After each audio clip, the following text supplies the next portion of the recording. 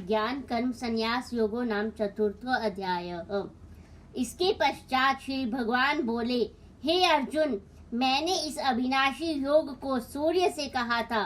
सूर्य ने अपने पुत्र वैवस्वत मनु से कहा और मनु ने अपने पुत्र राजा इक्ष्वाकु से कहा। अच्छा, पिछले अध्याय के अंत में भगवान कहते हैं कि अर्जुन, इस संसार में जिन लोगों के पास ज्ञान है वो भी पाप कर्म करते हैं और नहीं है वो तो कर ही रहे हैं। ज्ञान से अथवा अज्ञान से, अर्जुन का प्रश्न था कि लोग क्यों पाप कर्म में उलझते हैं। ऐसी वो कौन सी बात है जो उनको पाप करने पर मजबूर करती, जबकि वो जान रहे होते हैं कि जो कुछ भी मैं कर रहा हूं ये सही नहीं है। तो भगवान कहते हैं कि अर्जुन, इस विषय में ये जो काम होता है, माने कामनाएं, ये रजोगुण से उत्पन्न काम, यही इस विषय में दोषी है। कामनाओं के कारण से मनुष्य की बुद्धि मोहित हो जाती है और फिर वो क्या सही क्या गलत इसका निर्णय करने में सक्षम नहीं रहता। उसके नहीं समझ में आता कि मैं सही कर रहा हूँ गलत कर रहा हूँ। वो बस कामना से प्रेरित होकर के उस कर्म को करता है और पाप को प्राप्त होता चला जाता है। भगवान कहते हैं कि ये जो कामनाएं होती हैं, इनका वासस्थान, ये जो राग द्वेष इनके प्रति, इनका वासस्थान दोनों करण होते हैं, बाह्य करण भी और अंतःकरण भी।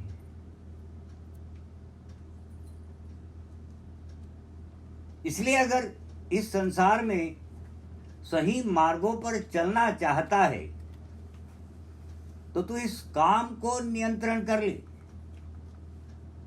अब काम को नियंत्रण करना है तो इंद्रियों पर नियंत्रण पाना होगा। तो तू इंद्रियों को नियंत्रित करके और फिर इन विषयों से थोड़ा सा हट करके अपने आप को समझाते हुए संसार में कल्याण को प्राप्त होगा। अब अगर तू ये सोच रहा है कि ये तो मेरे बस की बात नहीं है, इंद्रियों को नियंत्रण करना, कामनाओं का त्याग करना, खास करके विषम स्थिति में त्याग की भावना एक बहुत ऊंची भावना होती है। ये हर किसी में पाई नहीं जाती।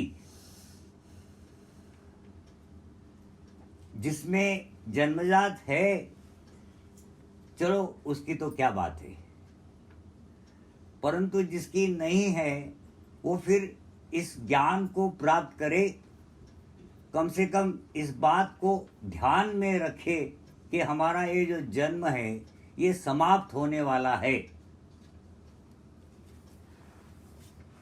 ऐसा एक अगर बोध भी हो जाए बुद्धि में तो मनुष्य में त्याग की भावना अपने आप उत्पन्न होनी शुरू हो जाती है। ठीक है ना। तो फिर ये कामनाओं का त्याग, भगवान कहते हैं कि अर्जुन, अगर ये बात तू सोच रहा है कि ये मुझसे हो नहीं सकता तो तेरी ये भूल है। भूल इसलिए है कि ये जो तेरी इंद्रियां हैं, इससे शक्तिशाली तेरा मन है। मन से भी शक्तिशाली बुद्धि है और बुद्धि से भी जो सबसे ज्यादा अधिक शक्तिशाली है वो तू है, माने वो जीवात्मा।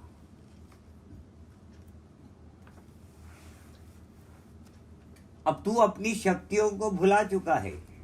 हम आपको याद दिला देते हैं कि आप में वो शक्ति है कि जो बुद्धि पर नियंत्रण पा सकती है और फिर बुद्धि से मन पर नियंत्रण और मन से फिर इंद्रियों का नियंत्रण करके और फिर तू अपने कर्तव्य कर्म के करने के लिए तैयार हो जा। अब इसी अध्याय के 3 श्लोक में भगवान कहते हैं कि अर्जुन, मैंने पूर्व काल में कभी 2 प्रकार की निष्ठा कही गई है मेरे द्वारा इस श्लोक में, माने पहले कभी।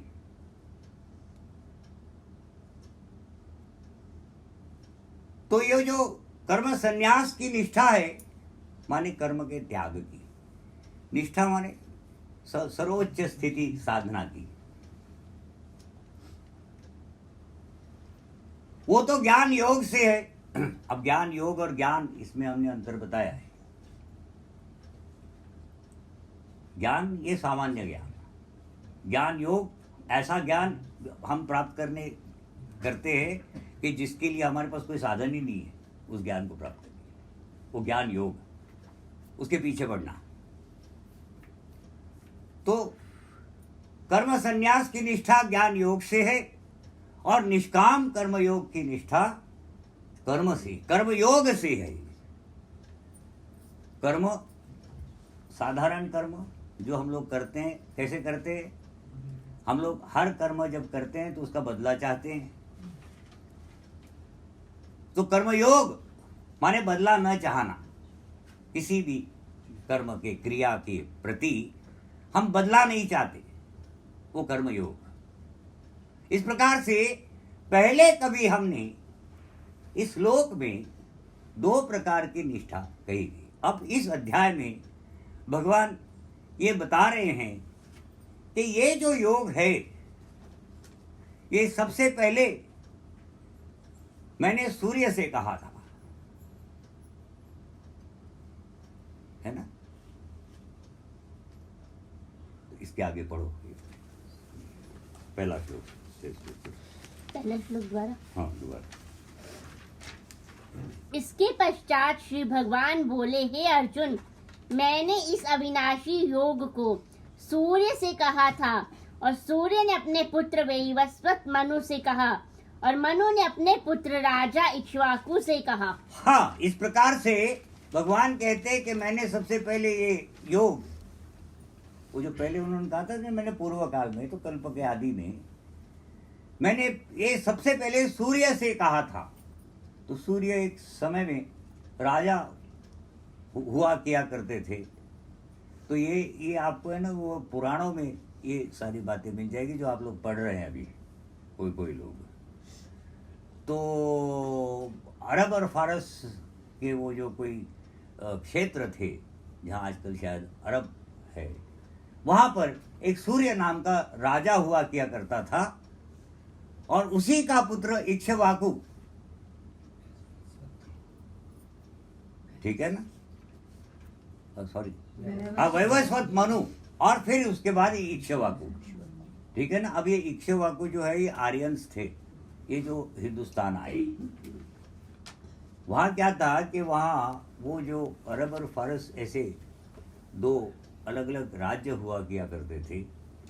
तो ये जो हमें लगता फारस जो कहा जाता था, वहाँ एक राक्षसी का राज था और वो राक्षसी इन लोगों को बड़े तंग किया करती थी। अब वो तो असुर होते हैं, माने जो सुर में नहीं वो असुर। हाँ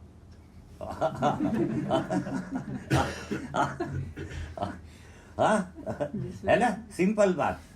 हाँ, जो सुर में नहीं चल रहा हो वो असुर। तो साले असुरी स्वभाव के लोग तो ये इनको तंग किया करते थे। तो फिर सूर्य ने उपासना की भगवान की, और भगवान ने उस समय में इस प्रकार का ये योग, शक्ति प्राप्ति के लिए ये योग सूर्य से कहा था।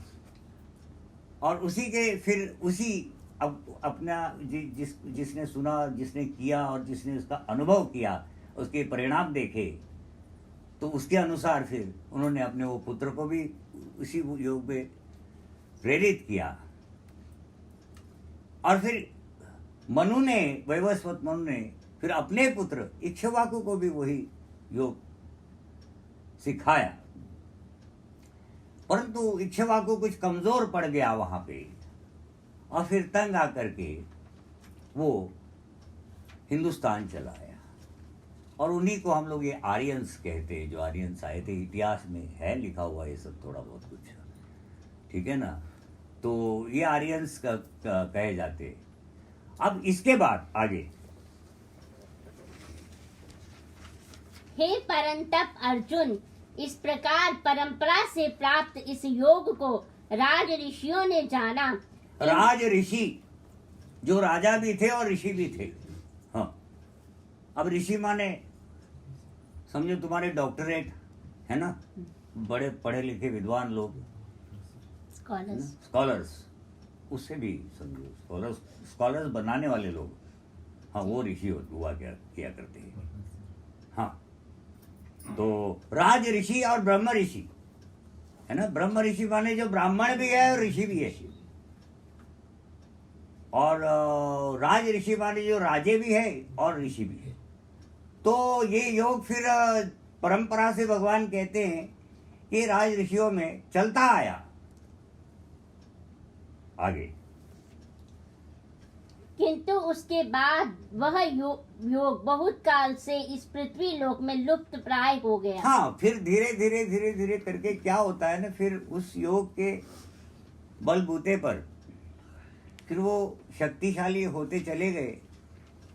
अब देखो, एक व्यक्ति है, मान लो कि उसकी शुरुआत थोड़ी निचले स्तर पर शुरू हो जाती है, और फिर अपने समझो, वैसे तो हम तो भाग्य ही मानते हैं, पर अपनी मेहनत और लगन और बहुत सारे कुछ साधना वगैरह कर पूरा करके वो किसी अच्छे स्थिति पे पहुंच जाता है। अब उसका पुत्र, तो उसको उसका बाप सिखाता है फिर कि देख मैं ऐसा चला हूँ तो तू भी ऐसा चल, तो तू हम लोग और आगे बढ़ जाएंगे। वो पुत्र भी मान करके और उसका अनुसरण करता है। अब क्या होता है कि जब वो 2-4 पीढ़ियां निकल जाती है तो स्थितियां इतनी मजबूत हो जाती है कि आने वाली जो पीढ़ी है उसको कुछ करने की आवश्यकता नहीं महसूस होती।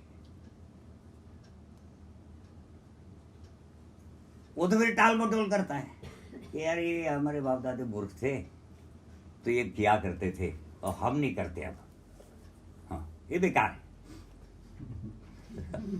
हाँ, वो बाप दादे मूर्ख थे, सारे पूर्वज बेवकूफ थे, और हम ही एक बुद्धिमान निकले जो कह रहे हैं कि ये सब बेकार है। और ऐसा होते होते ऐसी जब जब पीढ़ियां उत्पन्न होनी शुरू हो जाती है तो फिर वो जो योग है वो लुप्त हो गया, ठीक है ना। और वही योग सदियों बाद हम आपको बता रहे हैं। अब ये क्यों बता रहे हैं वो अब कह रहे हैं।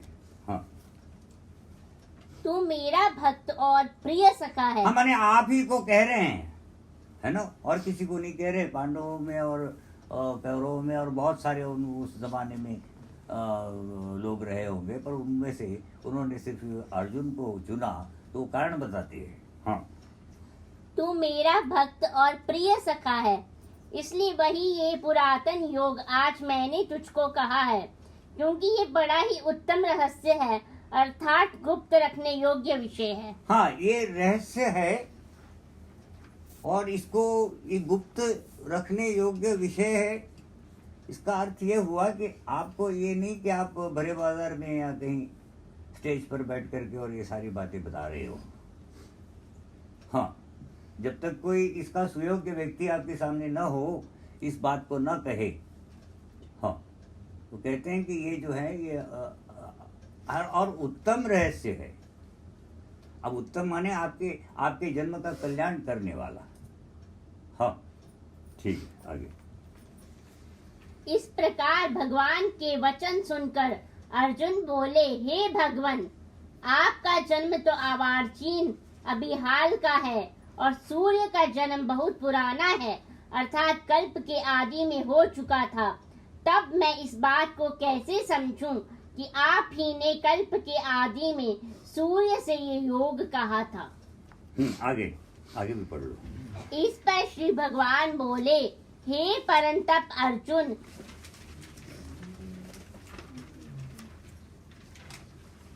मेरे और तेरे बहुत से जन्म हो चुके हैं, उन सबको तू नहीं जानता किंतु मैं जानता हूँ। हाँ,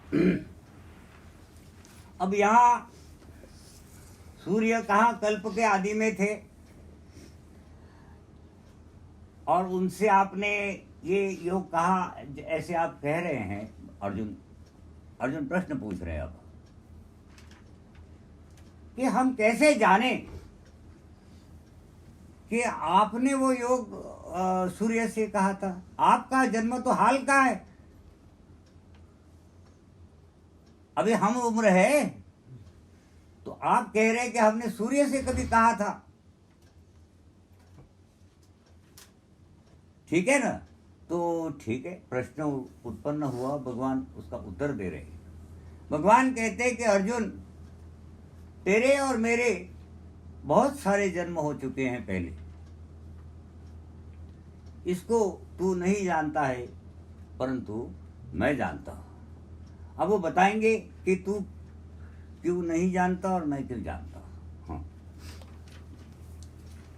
तथा मेरा जन्म प्राकृत मनुष्य के सदृश नहीं है।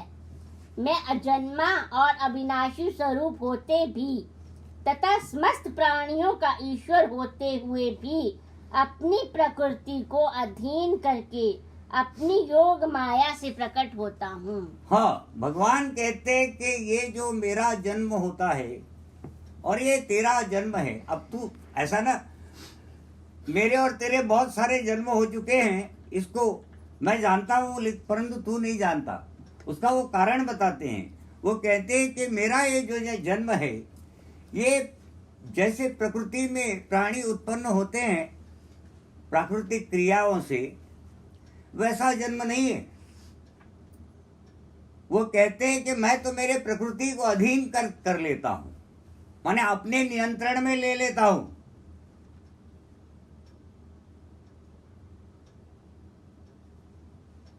है ना? अंतर हो गया। प्राकृतिक मनुष्य जो जन्म लेते हैं वो प्रकृति के अधीन होकर जन्मते हैं, माने वो पाप और पुण्य के कारण से जन्मते हैं। अगर पाप पुण्य न हो तो उनका जन्म नहीं होगा। पाप पुण्य कर्म बंधन है, कर्मों के कारण से उत्पन्न जो पाप पुण्य है उसी के कारण से जन्म हो रहा है। पाप पुण्य प्रकृति है तो उसके अधीन होकर के आपका जन्म हुआ है। अब वो प्रकृति के अधीन होने के कारण से जो कुछ भी हुआ वो प्रकृति ने किया।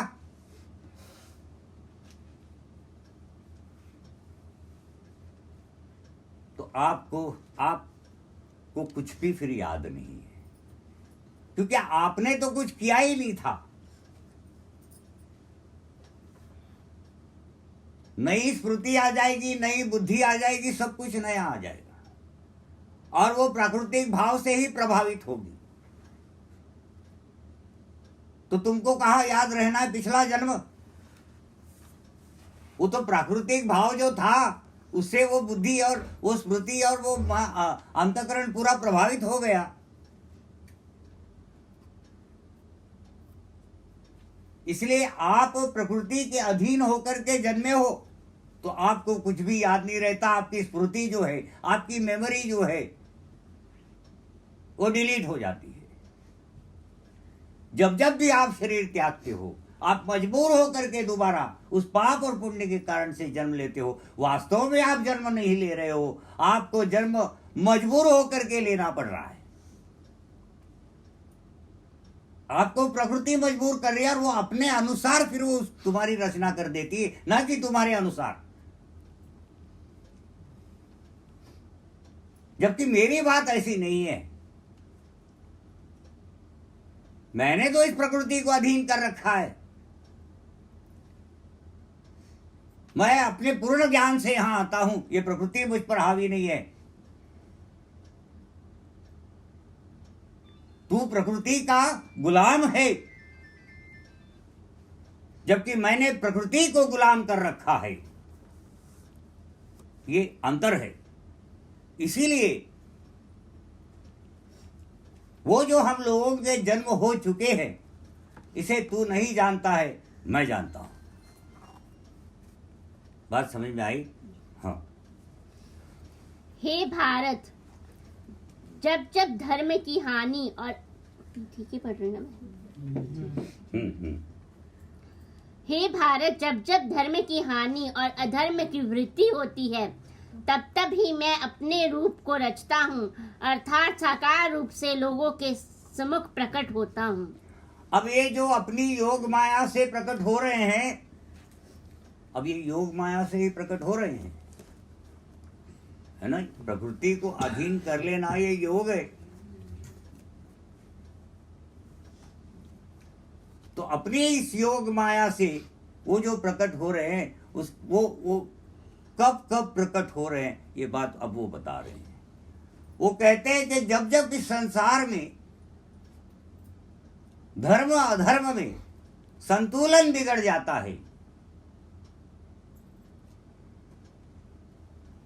अधर्म का पलड़ा भारी पड़ जाता है, जब जब अधर्म की वृद्धि होती है संसार में, और वो फिर ईमानदारों को तंग करना और बेईमानों का साथ देने वाली सरकारें आने लगती है। हाँ, हाँ, तब मैं जन्म लेता हूं, तब तक। हाँ, मोदी पैदा होते हैं। हाँ।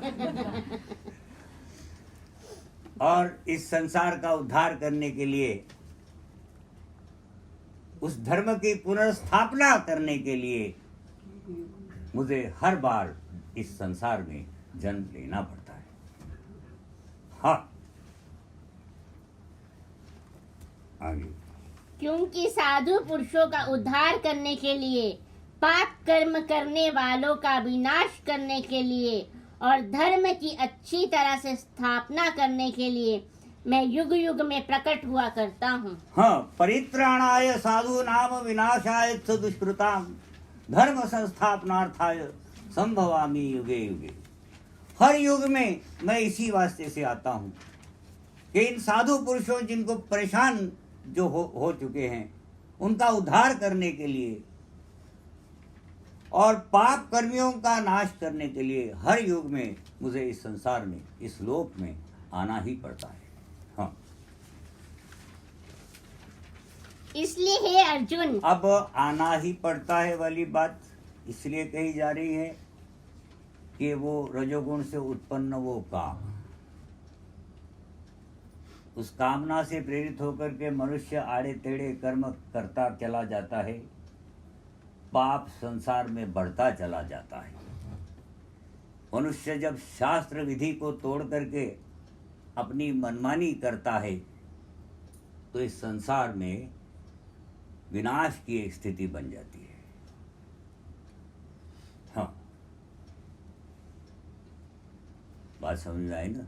और तब ऐसे ऐसे स्थिति में फिर मैं जन्म लेता हूँ। इसलिए हे अर्जुन, मेरे जन्म और कर्म दिव्य अर्थात निर्मल और अलौकिक हैं। हाँ, दिव्य है, मेरे कर्म दिव्य है। मेरे कर्म इस लोक में पाए जाए ऐसे नहीं है ना? अब वो बताएंगे कि दिव्यता क्या है इसमें, वो आगे बताएंगे। इस प्रकार जो मनुष्य तत्व से जान लेता है, वह शरीर को त्याग कर फिर जन्म को प्राप्त नहीं होता, किंतु मुझे ही प्राप्त होता है। हाँ, वो जो व्यक्ति, माने मानव में जो व्यक्ति मेरे जन्म और कर्म इन दोनों को अगर तत्व से जान लेगा, ये राज है ना, फिर वो भी मेरी तरह इस संसार से मुक्त हो जाएगा। हाँ, वो जन्म और मरण के चक्र से छूट जाएगा। अब वो बताते हैं कि मेरे कर्म में और मेरे जन्म की दिव्यता तो उन्होंने बता दी।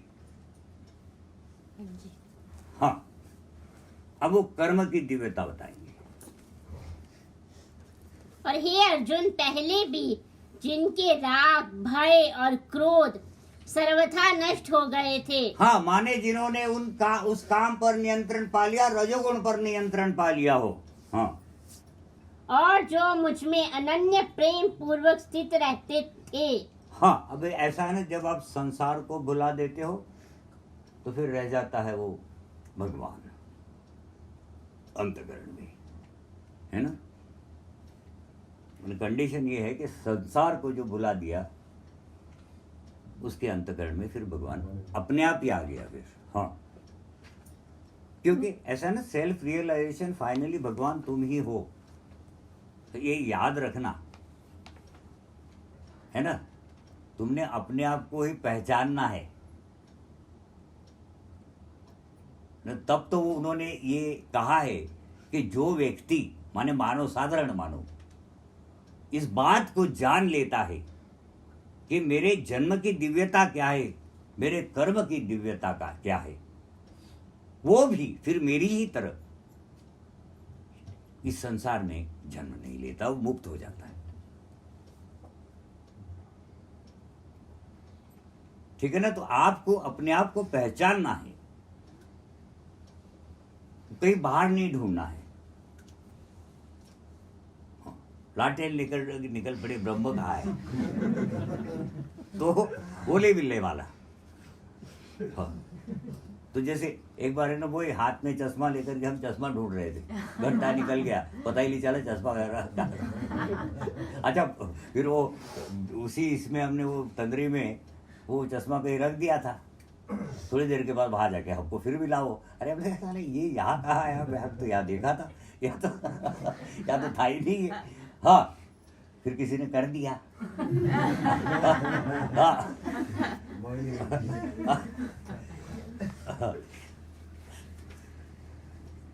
तो तुम लोग खुद ही वही बात है कि उस शक्ति को भुला चुके हो।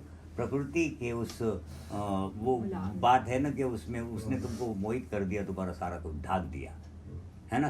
हाँ, वो ज्ञान जो है वो ढक गया ना। तो जिस प्रकार से जेर से गर्भ ढका रहता है और धूल से दर्पण ढका रहता है, उसी प्रकार से ज्ञान उस काम से ढका हुआ होता है। हाँ, बढ़िया है। हाँ, 11। अच्छा, छोड़ो, चलो ठीक है, प्राप्त होता है। 10 हो गए ना जी, 10 हो गए। थोड़ा 10th को थोड़ा एक्सप्लेन कर ले। हो गया ना, अनन्य प्रेम पूर्वक। हाँ, जो भक्त, हाँ तो पढ़ लो चलो। और हे अर्जुन, पहले भी जिनके राग, भय और क्रोध सर्वथा नष्ट हो गए थे और जो मुझ में अनन्य प्रेम पूर्वक स्थित रहते थे, ऐसे मेरे आश्रित रहने वाले बहुत से भक्त उपर्युक्त ज्ञान रूप तप से पवित्र होकर मेरे स्वरूप को प्राप्त हो चुके हाँ, हैं। उपर्युक्त ज्ञान माने जो अभी हमने कहा वो ज्ञान, माने किस चीज का ज्ञान? मेरे जन्म की दिव्यता और मेरे उस कर्म की दिव्यता का राज। क्या ऐसी क्या वो बात है उसमें कि वो कर्म दिव्य बन गए? इस बात को जो जान जाता है,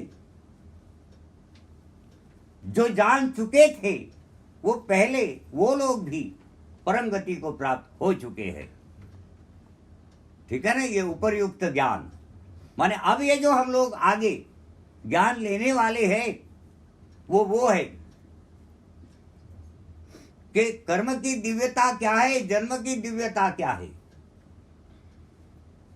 अब वो आगे सारा जो जितना भी गीता जी 2-3 अध्याय अब है, वहां उस कर्म की दिव्यता की ही बात होने वाली है। ठीक है ना।